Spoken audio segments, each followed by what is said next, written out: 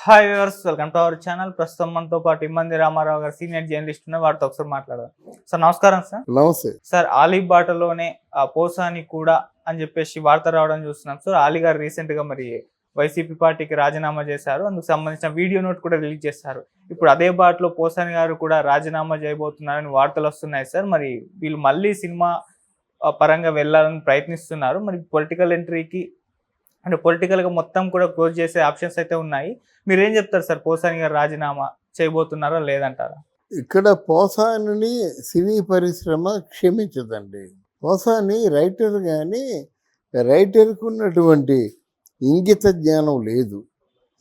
ఎందుకంటే కొన్ని సినిమా ఫీల్డ్లో ఉంటూ సినిమా ఫీల్డ్ గురించి అడ్డగోలుగా మాట్లాడితే ఎవరు ఒప్పుకోరు కదా. బేసిక్గా పవన్ కళ్యాణ్ సినిమా నటుడు, నువ్వు ఒక సినిమా రైటరు. కొంత మేరకు నువ్వు ఏదో నిజాన్ని చెప్పినప్పుడు నిర్భయంగా చెప్పొచ్చు. అంతేగాని ఒక కల్పనని నిజంలాగా భ్రమింపజేసే విధంగా కోర్టులో డబ్బులు తీసుకొని లాయర్ కొంతమంది క్రిమినల్ లాయర్లు వాదిస్తారు కదా, అలాగా నువ్వు పవన్ కళ్యాణ్ క్యారెక్టర్ అసాసినేషన్ చేయడం మాత్రం ఎవరు క్షమించరు. అలీ అయినా పవన్ కళ్యాణ్ మొహం చూసి కాళ్ళు పట్టుకొని అలా పొరపడకపోయి క్షమించమంటే క్షమిస్తాడేమో కానీ నిన్నెవరు క్షమించరు. తర్వాత అల్లి తాలూకు అవసరం ఇంకా ఇండస్ట్రీకి ఉంది. కమెడీనిగా ఆల్మోస్ట్ ఆల్ బ్రహ్మానందం తర్వాత ఆయనే. ఇప్పుడు బ్రహ్మానందం కంటే ఎక్కువ సినిమాల్లో చేస్తున్నాడు. అలీ లౌక్యుడు, ఎవరిని నొప్పించడు. నువ్వు అలా కాదు కదా, ప్రాణాలు తీసుకునే స్థాయిలో మాట్లాడతావు. పవన్ కళ్యాణ్కి 4 పిల్లలు, 5వ పిల్లాన్ని కొడుపు అంటావు. ఇక్కడ ఎక్కడున్నారు 4 పిల్లలు? అంటే నువ్వు అన్నావని చెప్పేసి ఇదేదో కొంచెం అథారిటీగా ఉందని చెప్పేసి జగన్మోహన్ రెడ్డి పవన్ కళ్యాణ్ 4 పిల్లాలని అభాస్పాలైపోయాడు. ఇలా ఉంటాయన్నమాట. అపభ్రంశపు మాటలు మాట్లాడి మొత్తం మీ పార్టీని నామరూపాల కంటే లేకుండా చేసేసామన్నమాట.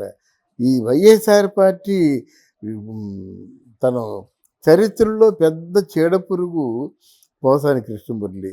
అసలు జగన్మోహన్ రెడ్డి ఇంత నాశనం అయిపోవడానికి కారణం ప్రధాన వ్యక్తుల్లో ఈయనొకడు.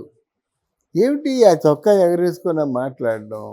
మరి నువ్వు అన్నావు కదా జగన్మోహన్ రెడ్డి బ్రహ్మాండం గెలుస్తాడని, మొత్తం స్వీప్ చేస్తాడన్నా కదా, మరి ఎందుకు గెలవలేకపోయావు? ఎందుకు? రైటర్ అనేవాడు విజువలైజ్ చేసుకుంటాడు కదా. అంత సన్నాసి రైటర్వా నువ్వు? నీకు మాత్రం విజువలైజ్ చేసుకునే శక్తి లేదా?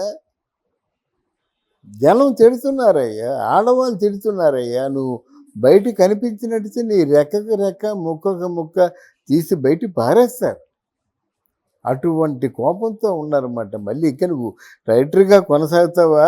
నువ్వు ఎవరు రాని ఇప్పుడు పవన్ కళ్యాణ్ అక్కడ ఉప ముఖ్యమంత్రిగా ఉంటుండగా కందుల దుర్గేష్ సినిమాటోగ్రఫీ మంచి జనసేన పార్టీకి చెందినవాడు ఉంటుండగా నువ్వు సినిమా పరిశ్రమలో ఏమైనా చేయగలవా? చేయనిస్తారా? అంత బుద్ధిహీనుడువా నువ్వు? అయిపోయింది నీ చాప్టర్ క్లోజ్ అంతే. మందు తాగే అలవాటు ఉంటే మందు తాగడం, అమ్మాయిల దగ్గరికి వెళ్ళి అలవాటు ఉంటే అమ్మాయిల దగ్గరికి వెళ్ళడం ఓపుకుంటే తలుపులు వేసుకొని పడుకోవడం తప్ప నీ జీవితాన్ని నువ్వే నాశనం చేసుకున్నావు. అసలు ఇండస్ట్రీలో ముందు ఒక విధంగా స్టార్ రైటర్ పోసానే. అందరూ 1000 తీసుకున్నప్పుడు ఈ లక్షలు తీసుకున్నాడు. దాన్ని డెవలప్ చేసుకుంటే ఎలా ఉండేది? మధ్యలో ఆశ పుట్టింది, అమ్మాయిల మీద ఆశ. అలాగే అనుకోవాలి. ఆయన చెప్పిన ప్రకారంగా సినిమాల్లో యాక్ట్ చేస్తుంటే అమ్మాయిలు ఉంటారని సినిమా యాక్టర్గా మొదలుపెట్టాడు. వేషాలు వేశాడు. కొన్ని వేషాల్లో మంచి పేరే వచ్చాయి. ఇంకా ఆశ మొదలయ్యింది. దీనితో రాజకీయాల్లో కూడా మనకి ఏ రాజ్యపు సభ కొట్టేసినట్టయితే వస్తాయి కోట్ల అనుకున్నాడు. అత్యాశతో మన ఈయన జగన్మోహన్ రెడ్డికి ఒక అభయహాసం ఇచ్చాడు. నీకెందుకు? వాళ్ళు ఇక్కడి నుంచి పారిపోయేలాగా పార్టీ ఎత్తేసుకునేలా చేస్తా నేను, ఇక ముందు జనసేన పార్టీ ఉండదని చెప్పాడు అన్నమాట. చివరకు ఒక కన్ను పోవాలని నువ్వు కోరుకుంటే నీ 2 కళ్ళు పోవాలని భగవంతుడు జీవిస్తాడు. కానీ నీ 2 కళ్ళు పోయాయి, నీ కెరీర్ పోయింది, సమాజంలో నీకు స్థానం కూడా పోయింది. అది తెలుసుకో. సార్ ఇప్పుడు అంటే పోసాని గారికి ఏమో కానీ ఆలీ గారికి అయితే ఆప్షన్స్ ఉన్నాయి సినిమాల్లో కూడా, ఆయన మళ్ళీ కంబ్యాక్ ఇవ్వచ్చు అని చాలా మంది అభిప్రాయం. మరి పోసాని గారికి కూడా సినిమా ఇండస్ట్రీలో ఛాన్సెస్ దొరుకుతాయంటారా? ఆలీ గారికి పరిస్థితి ఏంటి సార్?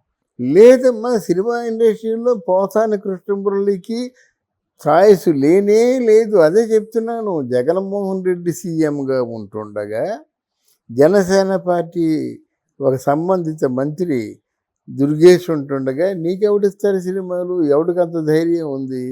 ఈవెన్ అలీ పరిస్థితి కూడా అదే. కానీ ఎక్కడో స్నేహితులన్న చిన్న సానుభూతి ఉంటుంది.